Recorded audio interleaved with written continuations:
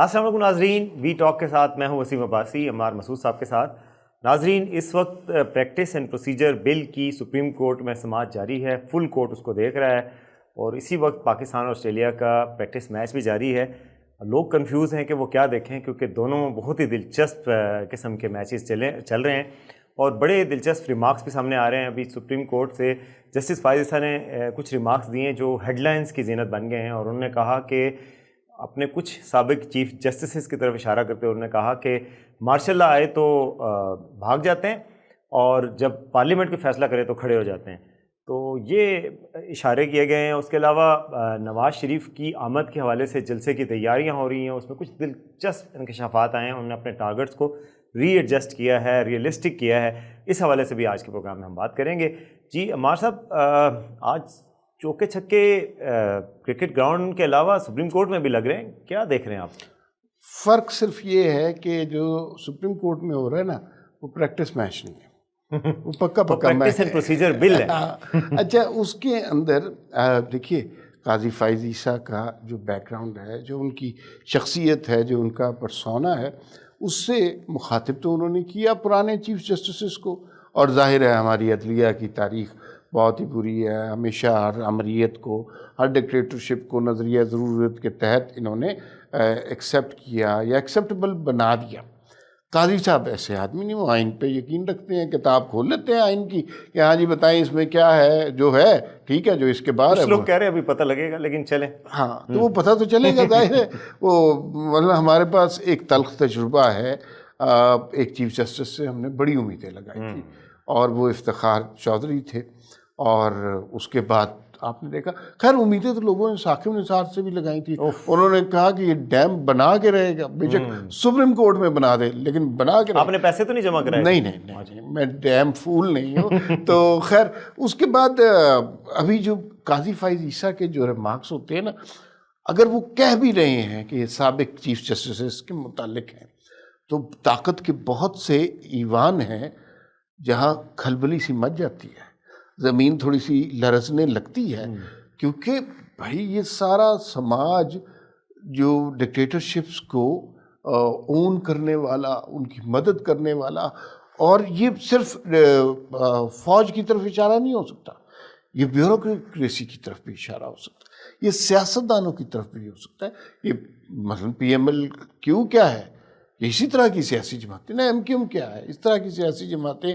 جو تخلیق کی جاتی ہیں مارشل لا کے ادوار میں، تو وہ ان سب کی طرف اشارہ ہے۔ لیکن ایک بات ہے کہ دل دہلا دیے ہیں، اور جو میرے خیال میں یہ سمجھتا تھا کہ قاضی صاحب جب اس طرح کیا کریں گے کہ کوئی لائیو ٹرانسمیشن ہوا کرے گی عدالت کی، تو یہ بنیادی طور پہ عدالت کا کام بورنگ کام ہوتا ہے نا، یہ کوئی یہ تھوڑی ہو رہا ہے، ٹیکنیکل جارگن یوز ہوتے ہیں، عدالتی زبان ہوتی ہے کہ وہ گاڑی آگے نکل گئی، ادھر سے فائرنگ شروع ہو گئی، ادھر سے چکا لگ گیا، ایسا تھوڑی ہوتا ہے۔ تو یہ بڑی ڈفرینٹ قسم کی چیز ہوتی ہے، لیکن اس میں قاضی صاحب انٹرسٹ ضرور پیدا کر لیتے ہیں، ایک دفعہ سنسنی پھیلا دیتے ہیں۔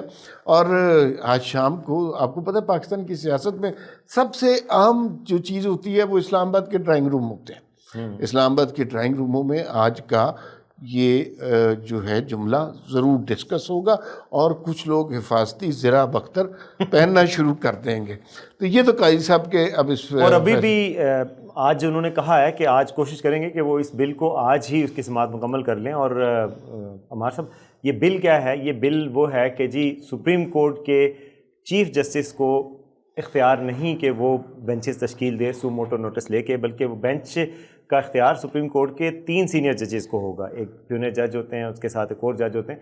تو یہ ایک ڈیموکریسی اندر لائے ہیں اس چیز میں۔ پہلے آپ کو یہ پتہ ہے کہ ہوتا رہا ہے کہ 3 رکنی بینچ، ہم خیال بینچ، اس طرح کی اصلاحات متعارف ہوئی ہیں، اور وہ ہوتا یہ تھا کہ اپنی مرضی کا بینچ بنایا جاتا تھا، چاہے سائل پیٹتے رہ جائیں کہ مائی لارڈ مجھے اس بینچ سے بچاؤ، لیکن وہ بینچ وہی بنتا تھا۔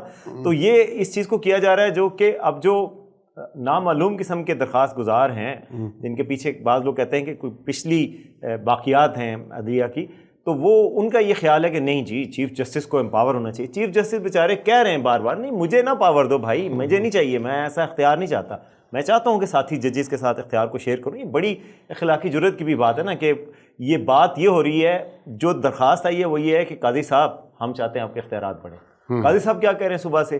نہیں مجھے اختیارات نہیں چاہیے. یعنی بیسیکلی یہ بحث ہو رہی ہے. تو یہ بل ہے، اور اگر یہ بل آج ریجیکٹ ہو جاتا ہے یا جب بھی، اور یعنی یہ جو پہلے سماعت ہوئی تھی اس کو ریجیکٹ کر دیتے ہیں، اور یہ جو practice and procedure bill parliament نے پاس کیا ہے یہ پاس ہی رہتا ہے. چونکہ اس کو معطل کر کے گئے تھے نا پچھلے چیف جسٹس، تو یہ معطلی ختم ہو جاتی ہے اور وہ بحال ہو جاتا ہے. تو اس سے بڑا فائدہ یہ ہو سکتا ہے کہ کچھ جو سیاسی رہنما ہیں ان کے کیسز کو بھی دوبارہ سماعت ہو سکتی ہے، کیونکہ جو اس دوران کیسز ابھی کیے گئے ہیں اس بل کو معطل کر کے جو بینچز مقرر کیے گئے ہیں وہ سارے بھی ختم ہو سکتے ہیں. تو اس کے دور رس اثرات ہوں گے. اب دیکھتے ہیں کہ اس کا فیصلہ کیا آتا ہے، اس کا کافی امپلیکیشنز ہیں اس کے. اچھا دور رس تو خیر دور کی بات ہے، قریب رس کی بات کرتے ہیں. میاں صاحب آ رہے ہیں. اچھا ان کے حوالے سے نون لیگ بڑی تیاریاں کر رہی ہے.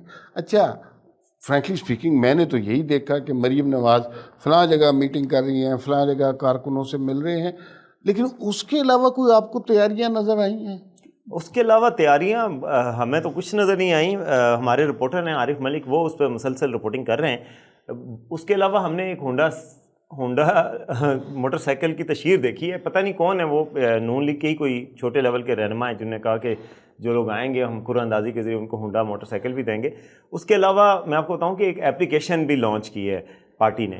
اپلیکیشن جیسا آپ نے پہلے کہا تھا آج سے 2-3 ماہ پہلے، میں مسٹ آپ کو کریڈٹ دے دوں، کبھی کبھی آپ کو کریڈٹ دے بھی دینا چاہیے، کہ آپ نے کہا تھا کہ بڑے سائنٹیفک بنیادوں پہ میاں صاحب مانیٹر کریں گے. تو اس دفعہ انہوں نے اور بھی سائنٹیفک کیا ہے. عام طور پہ یہ پی ٹی آئی کا فوٹے ہوتا ہے کہ وہ بڑے سائنٹیفک بنیادوں پہ مہم چلاتے ہیں. تو اس دفعہ انہوں نے کہا ایک اپلیکیشن بنائیں گے.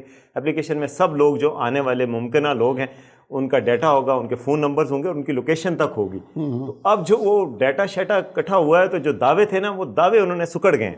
جس نے کہا تھا میں 5000 بندے لے کے آؤں گا، اس نے کہا ڈیٹا لے رہے ہیں، پھر میرا ٹارگیٹ نا تھوڑا سا کم کر کے نا 2000 کر دیں.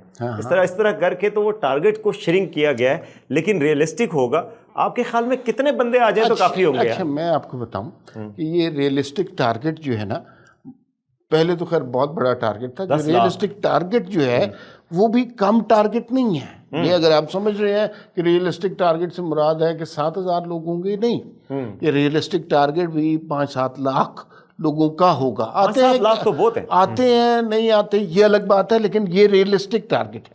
ابھی میں نے آپ کو ایک اور خبر دی تھی پچھلے دنوں وی ٹاک میں، اور وہ آپ بھول گئے کہ جو اس طرح کے لیڈر ہوتے ہیں نواز شریف، ان کے ارد گرد کچھ لوگ ہوتے ہیں جو صرف بات اس لیے کرتے ہیں کہ انہیں خوش کرنے کے لیے. تو وہ ایک خاتون نے پچھلے دنوں کہا تھا کہ 50-60 لاکھ لوگ آئیں گے انہوں نے خوش کرنے کے لیے، لیکن ایک دفعہ تو میاں صاحب کو بھی جھٹکا لگ گیا ہوگا کہ 50-60 لاکھ لوگ. تو پھر میرا خیال ہے انہوں نے ریئلسٹک بنیادوں پر جانا شروع کیا. اور بڑی دلچسپ خبریں آ رہی ہیں نون لیگ کی. نواز شریف کی واپسی جو ہے نا وہ ایک بڑا تاریخی قدم ہوگا. اس حوالے سے کچھ افواہیں ہیں، کچھ سچی باتیں ہیں، کچھ ادھر ادھر سے سنی سنائی باتیں، اس کے بارے میں آپ روشنی ڈال سکتے ہیں. یہ شاہد خاقان عباسی لندن چلے گئے، تو یہ اچانک کس لیے چلے گئے؟ اچھا شاہد خاقان عباسی صاحب سے میں نے رابطہ کیا تھا 2-3 دن پہلے، تو مجھے پتہ چلا کہ وہ ملک سے باہر جا رہے ہیں. تو ظاہر ہے پتہ لگا کہ وہ لندن جا رہے ہیں. تو لندن میں آپ کو پتہ کون ہے لندن میں شاہد خاقان عباسی سے متعلق کون بندہ ہے؟ شایان شایان نواز شریف صاحب سے متعلق ہے. شاہد خاقان عباسی صاحب کا متعلقہ آدمی جو ہے وہ نواز شریف صاحب ہے. تو آپ کو پتہ ہے کہ وہ ان سے ملنے گئے ہیں، اور اس سے قبل اطلاعات ہیں کہ نواز شریف صاحب نے ان کو فون بھی کیا تھا جب پارٹی بات بن رہی تھی نا کہ نئی پارٹی بن رہی ہے، مصطفیٰ نواز کھوکھر صاحب ہوں گے، مفتاح اسماعیل صاحب ہوں گے، بڑے بڑے پولیٹیکل اسٹالورٹس جو ہیں وہ مل کے بنا رہے ہیں. ہوتی صاحب ہیں، کوئی اور بھی ہیں، بلوچستان سے بھی کچھ لوگ ہیں. تو اس وقت پھر نواز شریف صاحب نے صرف ایک فون کال کی کہ شاہد ذرا چکر تو لگاؤ. تو وہ جب انہوں نے فون کیا تو یہ کچے دھاگے سے بندے آتے ہیں سرکار چلے. میری شاعری کا آپ اپریشیٹ نہیں کرتے، لیکن میں آپ کو بڑی ریلیونٹ موقع پہ بتاتا ہوں. کوئی وجہ ہے کہ میں اسے اپریشیٹ نہیں کرتا، تو وہ پہنچ گئے، اور وہ اب اگر صلح ہو جاتی ہے، اور وہ ہو گئی ہے تقریباً ذرائع کے مطابق ان سے بات ہوگی، ان کو کوئی اہم ذمہ داری بھی دی جا رہی ہے، تو پھر یہ پارٹی کا کیا ہوگا مجھے یہ بتائیں. ہاں پارٹی تو میرے خیال میں بننے سے پہلے ہی تتر بتر ہو گئی ہے.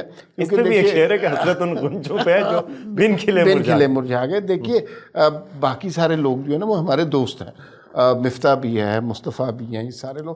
لیکن ان میں سے جس آدمی کا پولیٹیکل کلاؤڈ تھا وہ تو ایک ہی تھا، وہ تو 6-7 دفعہ شاہد خاقان عباسی تھے. اب مفتاح بھی نشست نہیں جیت سکتے، اور مصطفیٰ کمال اسلام آباد سے نہیں جیت سکتے. باقی جو ہے وہ سینیٹر ہیں. باقی ایسے لوگ ہیں جن کے ہمیں نام بھی یاد نہیں ہیں. تو اس صورتحال میں میرے خیال میں اس پارٹی کا مستقبل بہت مخدوش ہے. اس حوالے سے کچھ دنوں تک ہمیں لگتا ہے کہ کچھ مزید خبریں آئیں گی. اور سر پارٹیاں جو ہے وہ پارٹیاں سرپرستی سے بنتی ہیں, تو پارٹیوں کو میرا خیال ہے کوئی سرپرستی بھی نہیں رہی, تبھی تو شاید صاحب چلے گئے نا. اب آپ جو ہے نا طنز کر رہے ہیں تحریک انصاف پر. سرپرستی تو جتنی ان کی گئی تھی نا اس کا تو خیر مثال ہی نہیں ملتی. اس پہ پھر کبھی پروگرام کریں گے. فی الوقت اتنا ہی, پھر ملاقات ہوگی. اللہ حافظ.